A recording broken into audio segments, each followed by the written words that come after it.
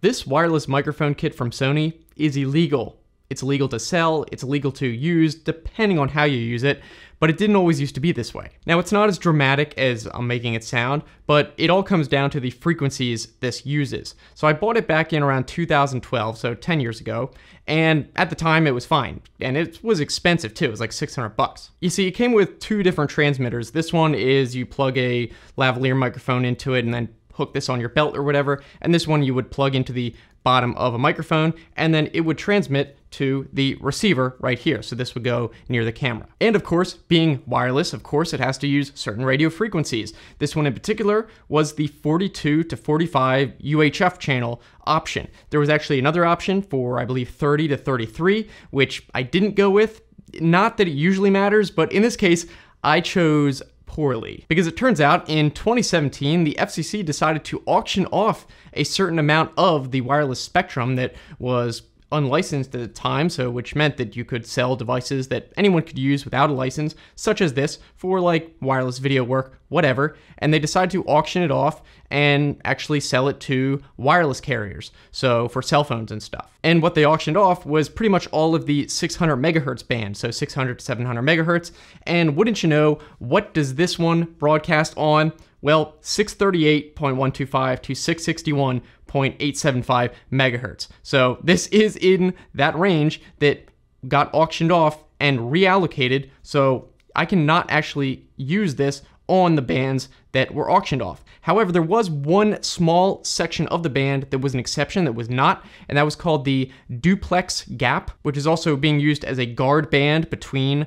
the two that were auctioned off. So that is still actually able to be used. And fortunately, there are a couple channels in here that is within that still usable range. So this isn't completely useless, but I have to be sure to actually use this within that specific range. So I actually even marked it off on the back of these so I can remember. So the actual little portions that weren't auctioned off were the 653 to 657 megahertz range, but that's only if you have a license to use that area. And for unlicensed use, which is what I would use, would be from 657 to 663. And remember that I said this one is from 638 to 661. So at the very top end of what this is capable of is within that allowed range still. So as I flip through the different channel options, there are only a handful that are actually within this range that I could use. There's 5 of them, the 657.375, 658.75, and I'll just list the other ones. But for all the rest, if I were to set the transmitter to those frequencies and started using it,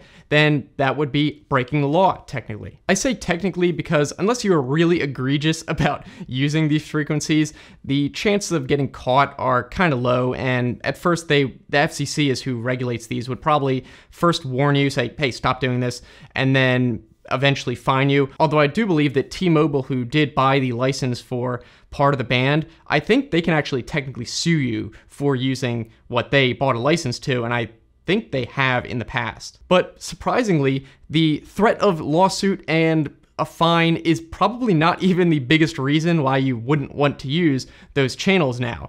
The main one would be that you're probably going to get a ton of interference and make those channels useless anyway. Because if you think about it, if those channels are now being used for cell towers and cell phones, well, there's cell towers and cell phones all over the place. The whole point is to have coverage of pretty much everywhere, so everyone in that range can get cell coverage, which means that no matter where you are pretty much, you're gonna get interference from those cell towers, effectively making them useless anyway, unless you're in like a pretty rural area. But I believe even still, those frequencies are also being used, at least in some cases, maybe not, for also emergency services like fire departments, dispatch, stuff like that. And those transmitters are going to be way stronger and overpower yours anyway. So no matter how you look at it, you're going to get a ton of interference if you're not using specifically allocated channels that you're allowed to, because there's going to be other stuff on those. That's the whole point of them being licensed for those other things. And actually, you can see this in real time. If I flip through my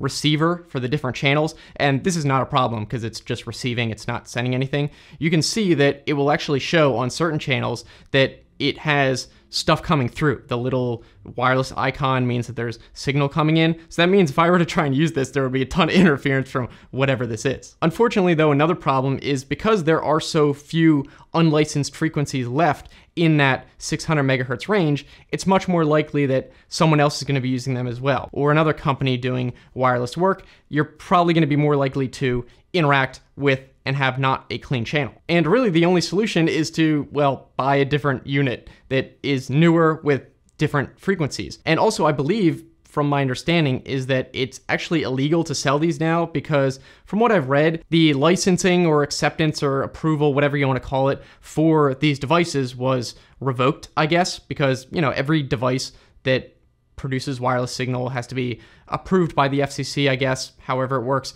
And obviously when this rule changed, this would have changed as well. So I believe if I were to sell it, I don't know if it applies to civilians or just companies, like if I were to sell it to another person on eBay or something, I think it would be technically illegal, but who's going to enforce that? Not that I plan to do that anyway. But interestingly, for a time before the rule actually fully went into effect, there was a transition period between April 2017 and July 2020, where you could still sell these, but with a disclaimer that said, hey, these are going to be obsolete in just a few years, just so you know. Now, a lot of companies actually for a while offered a discount. If you had one of these older units, they would give you like a pretty decent discount, not huge, on a new unit if you were to upgrade. Although I didn't take advantage of that because I didn't use this too often anyway, and it would have been still expensive.